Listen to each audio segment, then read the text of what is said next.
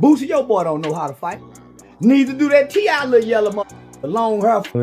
I ain't really got no opinion on him because, my opinion can send me to prison. You slap Kanye West, that's where he was wrong at, homie. Yeah. Why slap him for what, nigga? When you had a 15-year-old hitman, nigga, that murdered black people. The feud between Boosie and Charleston White did not come out of nowhere. It was a collision that had been brewing, the kind of chaos the internet lives for. Nobody talk to him. Why do Boosie get all the love? As if he the killer. Mm-hmm. And Boosie ain't no mother killer. You can slap Boosie and that bitch do nothing. Mm-hmm. You can slap Lil Boosie, that don't do nothing. Lil Marlo was the killer. Lil Boosie ain't had a fight with nobody. That you punch him in the nose, that bleed to death because he a diabetic. You can't give him no black eye. He'll die. He'll diabetic. Charleston built his entire image on stirring trouble, talking reckless, and daring anyone to fire back. That is his formula. Pick a target, mock them, and feed off the reaction. Boosie, your boy don't know how to fight. Neither do that T.I little yellow motherfucker, long hair freak. That little don't know how to fight either. Get them, y'all baby, this rapper baby. He had already come after rappers, activists, and even athletes. But when he decided to drag Boosie's name into his circus, he picked the wrong opponent. Boosie is not the type to stay quiet when someone comes for his people, especially his family. The jail is gonna be for something. It's gonna be for something. I don't play no police game, man. Just know as you move around, man, life is real, bruh. This shit ain't no motherfucking joke. This shit ain't no motherfucking game. Just don't play with me and don't play with mine. Leave my motherfucking children out your motherfucking face, boy. At first, Charleston kept things playful, or at least as playful as he ever gets. He threw jokes about Boosie being washed up, poked fun at his career, and tried to pass it off as regular trolling. Your son, saw one dude said he said he's the one who got your son arrested. How do you feel about stuff like that? Who got my son arrested? Then he said Charleston White went on the record. I don't know, man. I don't fuck with Charleston White. That nigga, they'll brush. I ain't fucking with y'all. I'm keeping that nigga name out my mouth. That's a threat to my success. Yeah. Charleston White, he ain't hiding. Charleston White gonna get your ass locked up. Yeah. So, shit, I've been ducking that smoke with Charleston.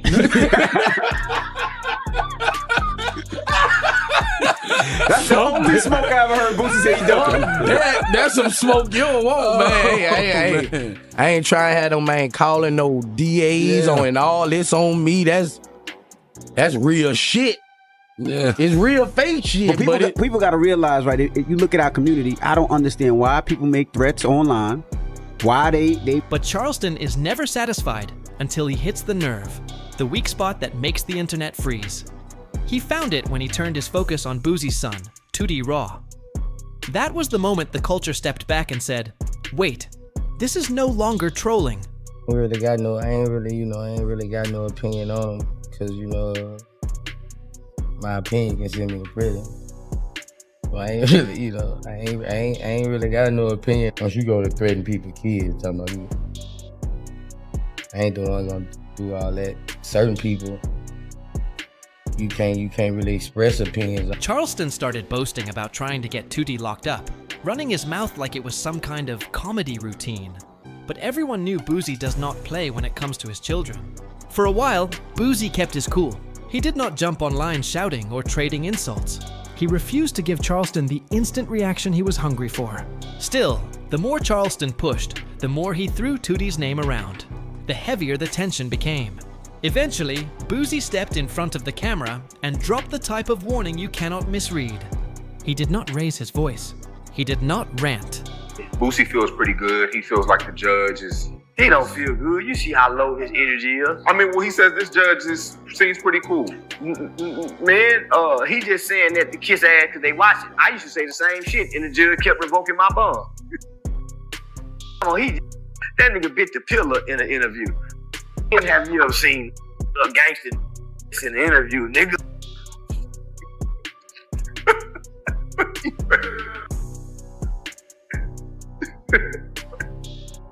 This nigga under pressure is stressed. Come on, my not playing. He facing 15. Homie, Don't you know he got a turd in his ass? Because those 5 murders is part of relevant conduct that goes into the PSI. Even though he beat it, they still bring it up as an arrest. Boosie record don't put him on a cakewalk, y'all. He going where he got to really be in danger and in fear no matter who he is. He simply let the gravity of his words cut through. Do not ever come for my kids. Do not drag my family into your circus. That short message carried weight. The internet exploded. Clips of Boosie's response spread everywhere. Supporters applauded, saying that was exactly how a father should handle disrespect. You slap Kanye West, that's where he was wrong at, homie. Yeah. Why slap him for what, nigga? When you had a 15-year-old hitman, nigga, that murdered black people. The little kid got life without parole. Why would he slap Kanye West, a man with biracial white children, embracing the concept and the notion that black and white lives matter? At the same time, others worried Charleston was deliberately baiting Boosie into a trap. But no matter the opinion, everyone agreed Charleston had gone too far. The roots of this clash went deeper than it looked. It all tied back to Kanye West. When Kanye walked out in that White Lives Matter shirt, the culture split wide open. Some defended him, others tore him apart, but nobody stayed quiet. Listen, if your boy jump on me, y'all will bury that yellow motherfucker. I shoot him right in his goddamn throat. Look, I wish an 18, 19-year-old nigga would jump on me. Boy, I Trayvon Martin that little motherfucker. I swear to God. Boosie was among the loudest critics, calling Kanye out for mocking black people and turning a serious movement into a fashion stunt. That was the moment Charleston saw an opening. Instead of siding with Boosie, he turned on him, clowning him for daring to check Kanye. He told the world Boosie had no place to speak up, labeled him a hypocrite, and painted his outrage as nothing more than a desperate reach for relevance. So why you was a bitch, boy? Man, we was about to whoop your ass when you come back down here from telling. I can see you had a soft up. From that day forward, Charleston found his favorite target. Anytime Kanye made headlines, he dragged Boosie into it, tying their names together like some twisted rivalry. And once he realized the chaos brought him more clicks, he doubled down, cranking up the disrespect every chance he got. Jail, it's gonna be for something. It's gonna be for something.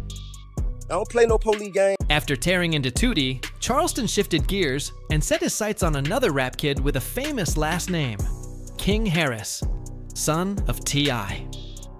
He mocked King for being soft, spoiled, and fake street, pointing out that the boy grew up rich but tried to act tough. He clowned his hair, his style, and even predicted King would end up behind bars. These were not jokes. It was straight up disrespect, and King refused to let it slide.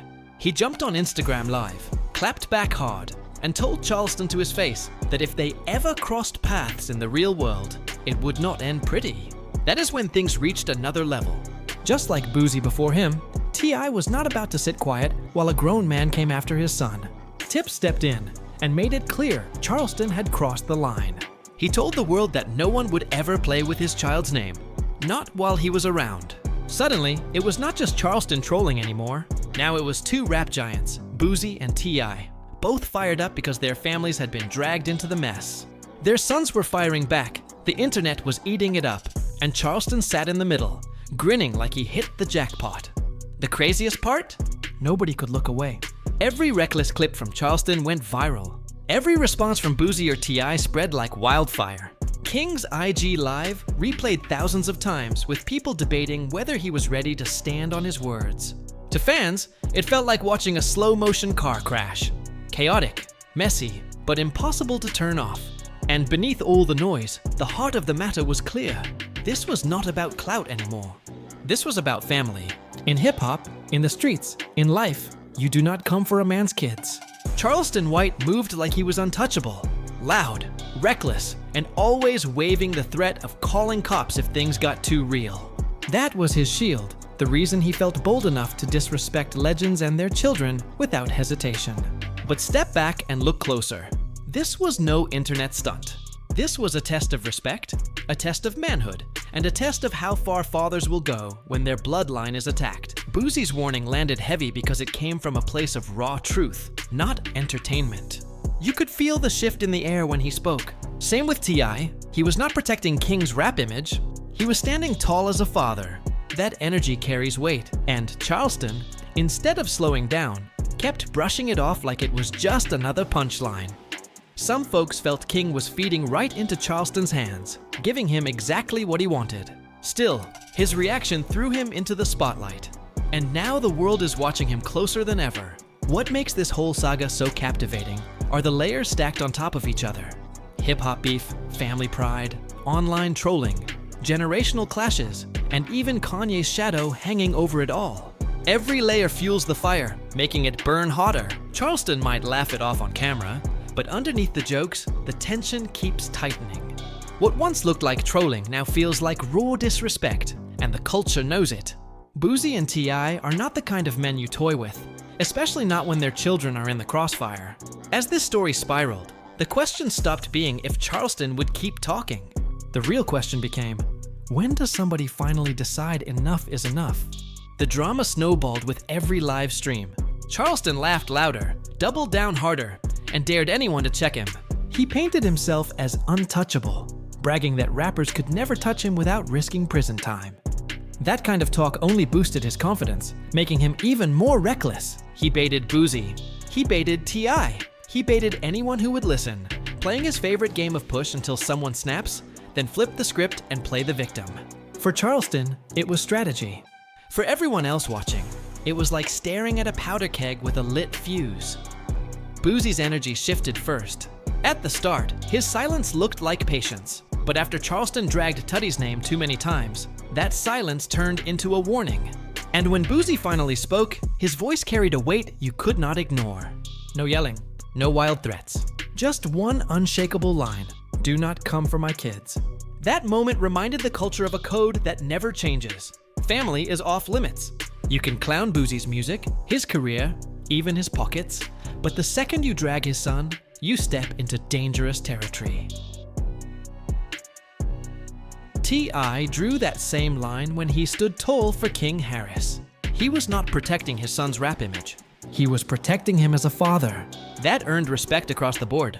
People recognized that when fathers step up for their blood, they are not entertainers anymore. They are men with honor. That is why Charleston's antics stopped being funny. He was poking at pride, at respect, at fatherhood. Those are three things you do not play with. Meanwhile, the sons themselves became part of the storm. King Harris faced Charleston head-on, calling him out live, daring him to keep talking. That IG Live went viral instantly, replayed and debated like it was a prize fight. Some said King gave Charleston more fuel. Others praised him for refusing to let a grown man drag his name unchecked. Tootie, quieter but central, was the spark behind Boosie's warning. Together, they showed just how far Charleston had crossed the line. The truth is, Charleston thrives on attention, but attention has limits. At first, people laughed. Then they got uneasy. Now they are asking, how long before words turn into action? Because in the streets, when you disrespect a man's family, talk does not stay talk forever. Charleston might laugh and wave his "I'll call the cops" card, but Boosie and T.I have made it clear. They do not see this as a game. Fans see it too.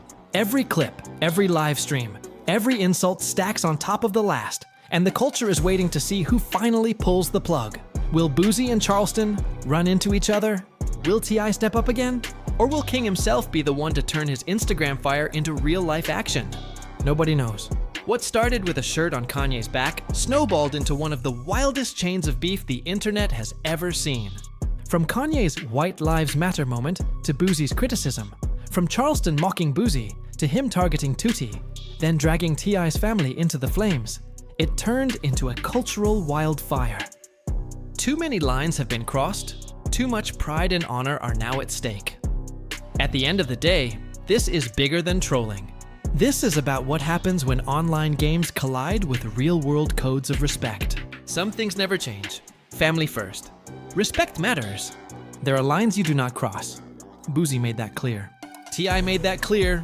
Now the culture waits to see if Charleston White finally learns the lesson, or if he keeps pushing until reality hits.